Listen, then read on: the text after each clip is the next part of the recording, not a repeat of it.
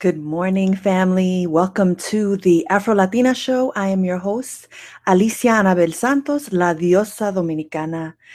Welcome. This is episode 34, Hitting Rock Bottom.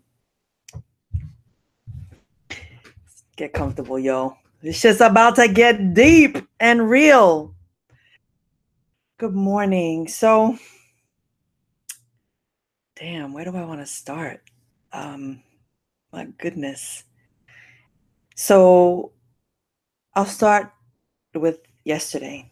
Yesterday, I had a conversation with someone I love, one of my soulmates, someone I admire and respect, an artist, a creator, a person that on a given day, if you ask them, do you believe in God or what's your spiritual practice? This person, definitely wouldn't be able to name any kind of entity or practice or faith, but is someone who is a believer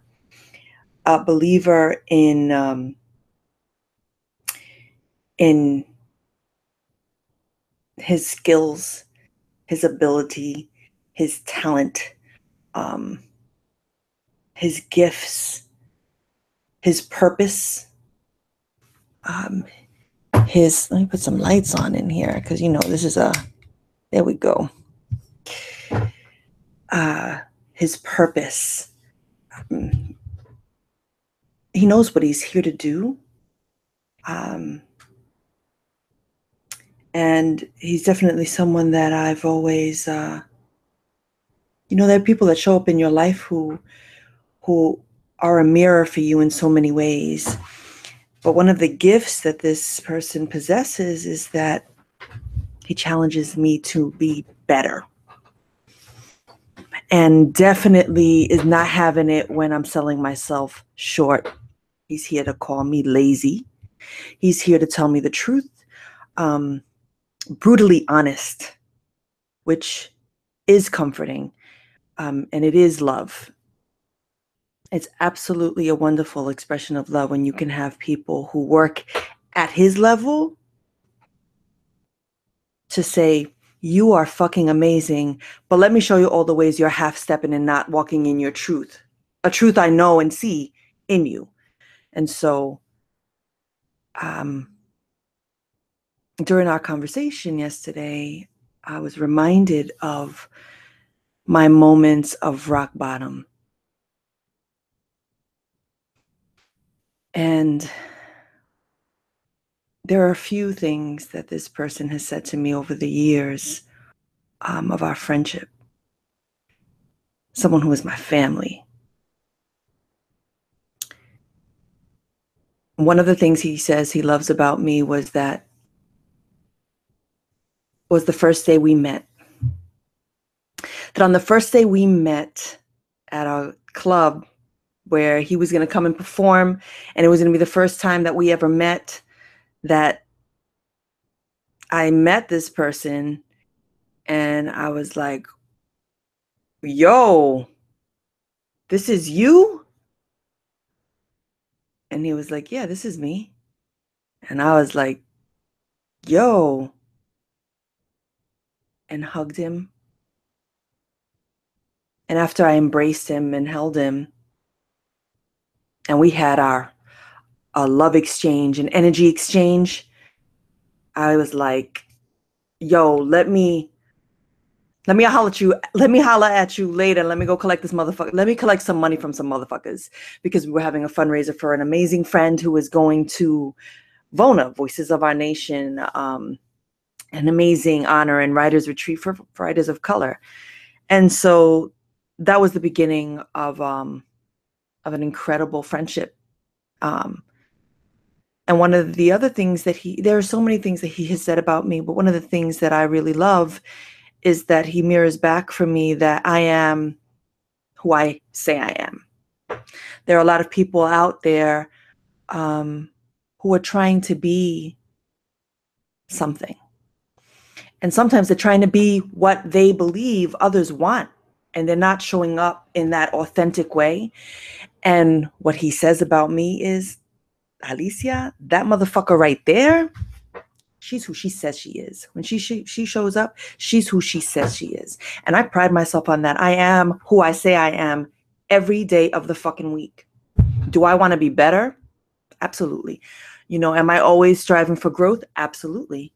One of the other things I was thinking about this morning was all of my moments of rock bottom. And there is not enough time on this morning, in this morning's diary, to share all of those moments. So I'll just pick the ones that come up first. I have had many spiritual practices, and I have studied many faiths. I have borrowed from Buddhism. I am grounded in Catholic faith. I have found myself coming home to African faith.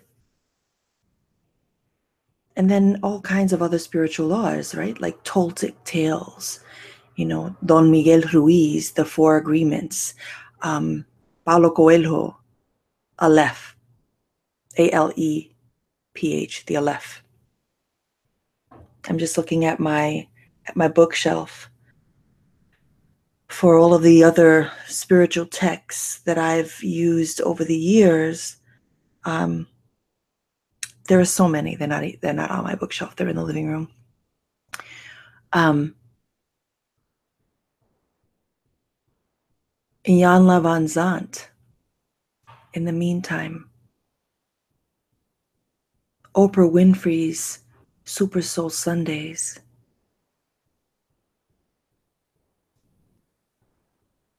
And so after a while, some of the things that I was practicing no longer worked.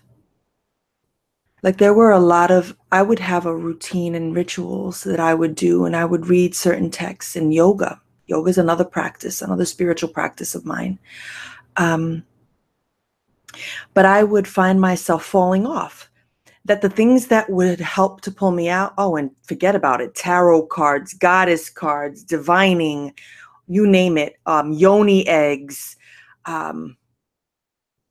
different, you know, different, I'm thinking about gems, right? Stones, you know, and the energy that these stones possess. All kinds of practices for healing, right? All of it is about healing. That's at the root of it. All of these things I was searching for, all of these self-help books, this entire process that is my life of therapy, because if there is anyone who can testify to the fact that I have been on this journey for 25 years, it is my daughter. Because for 25 years, I have spent those years trying to find the thing that was going to cure me, that was going to erase all of the pain and all of the hurt and take away all of the darkness that I have lived through. And then I realized as a writer, because out of those 25 years of my journey, writing has become the greatest spiritual practice for me, because on the page is where I'm able to explore a lot of the things that I've dealt with, a lot of the shit that I've gone through, you know, failed relationships, poor judgment and mistakes, my many moves, my addictions, all kinds of things, right? Writing has been the thing, the number one thing that has never failed me, that I know I can always turn to. But I'm always looking for that thing. And that thing is hitting rock bottom. That the truth is that the greatest lessons that I've ever learned have been in the moments where I have hit rock bottom.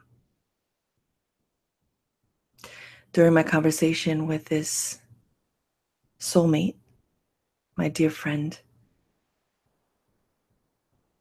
he said, yo, to this day, I cannot believe how you dealt with the shit that you were dealing with back in 2010.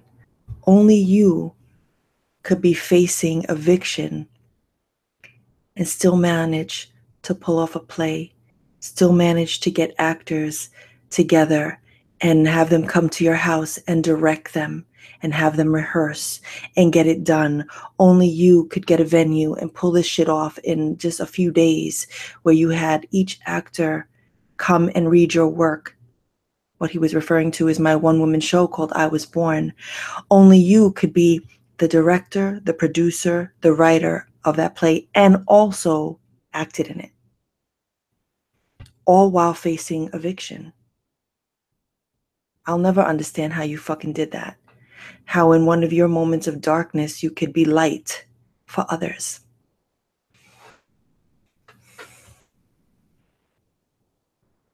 You know, not to toot my own horn, but to toot my own horn. Wow, that's pretty beautiful. That's amazing. Like, if it wasn't about me that I'm sharing this story, how incredible. How incredible to be in the shit where you and your daughter might be thrown on the fucking streets in the fall in New York City, in Harlem, and still manage to be joy and light and be of service for other people. Because for me, I could not let them down. They came to support me. They came to these amazing actors, these creators, these beautiful women. They came to my house on cold nights, sick, some nights, and I was drilling the words into them, directing them, and they were delivering. They were showing up for me. How could I not show up for them?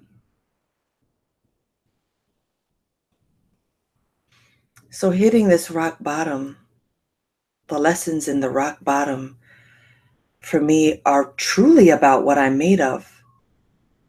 That's the meditation for today. The meditation for today is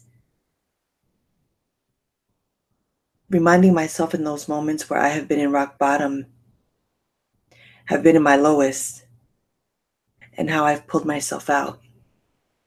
Which brings me to one of the other things that he said to me last night was, if you're waiting for someone to be the one to tell you how great you are, and you're not believing it for yourself, then you're going to wait a long fucking time. Of course, I'm paraphrasing. But the truth is that I think for me, for a long time, I've wanted like this group of people in my life to believe in me. But when we get to the thick of it, the person who's sitting there doing the work is me.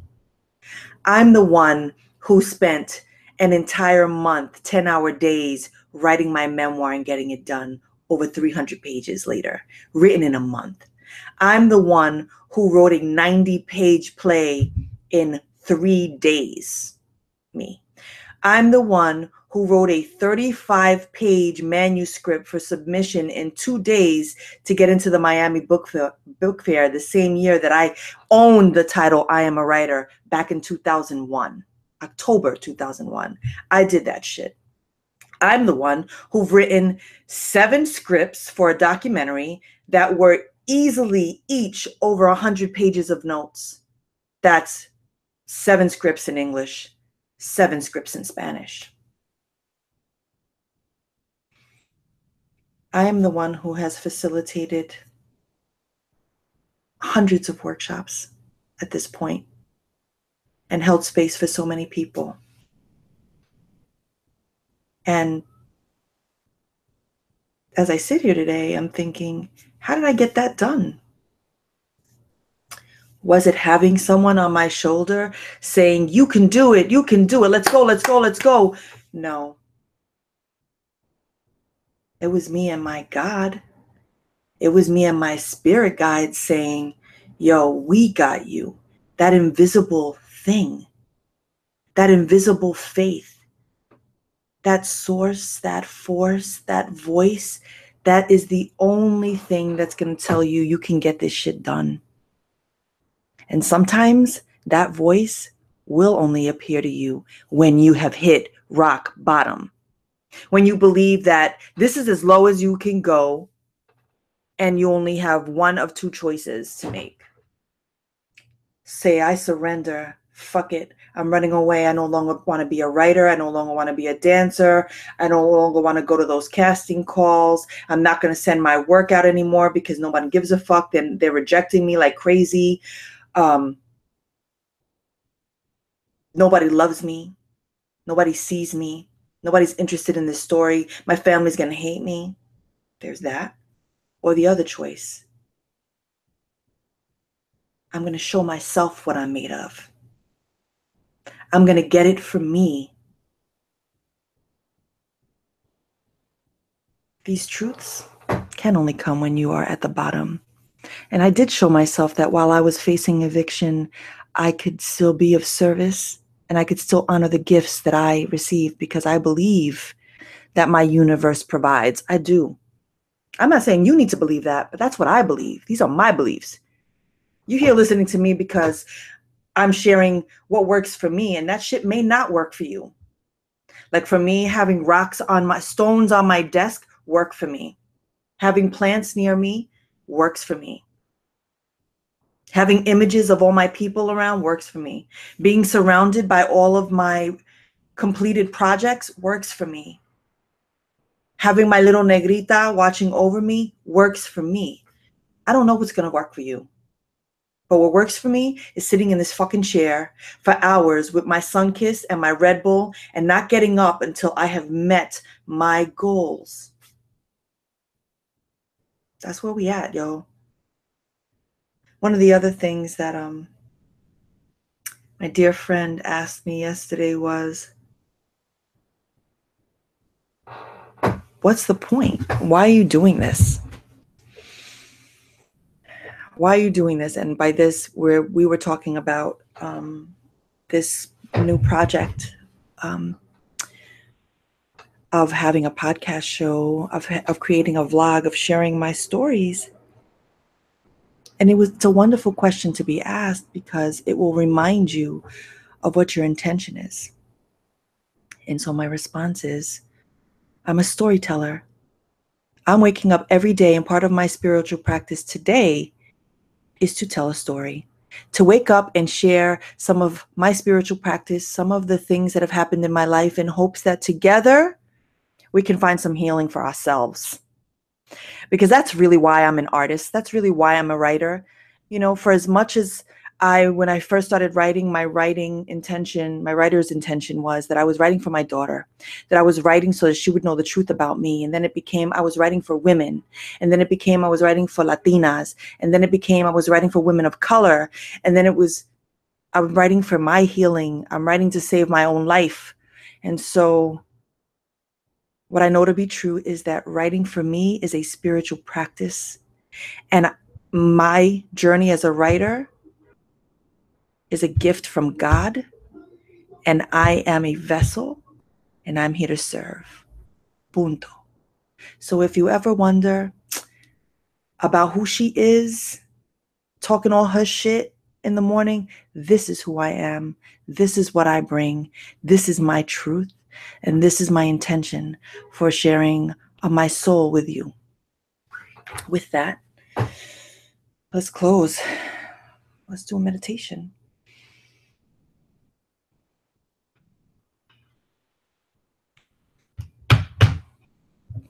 Take a deep breath.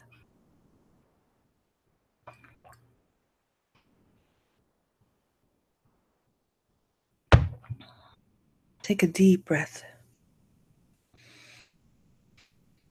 Close your eyes. Put your hands where you need them.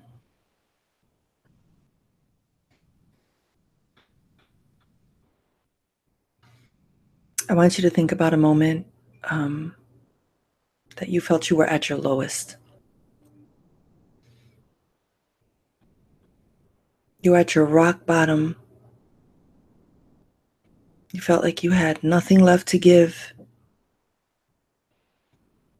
I want you to feel it. Feel the fear, the shame, the disappointment, the anger, everything that's rising for you, feel it. Hold it there in the pit of your stomach.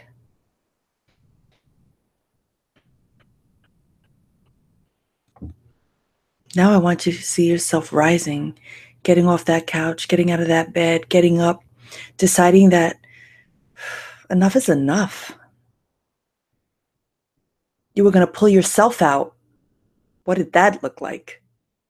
What was the step you took? What did it take?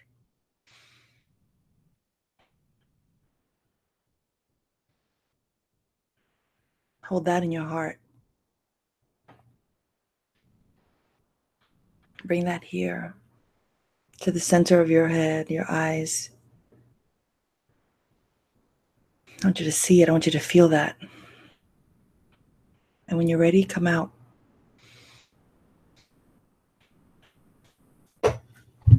What did it take? Hunger. A hunger to make it. A hunger to show my daughter how to do it. I think one of the greatest gifts I hope I've imparted on my beautiful daughter, Courtney, is that I've showed her how to fall lovely and get the fuck back up. I hope I've showed her how to crumble and pick up the pieces herself. I hope that I've taught her how to pray. But more than that, I hope I've taught her how to listen. She's probably one of my greatest spiritual counselors, that little girl, woman, she ain't a little girl. Let's set an intention for today. My intention for today is to change my lifestyle. He knows what that means. Peace.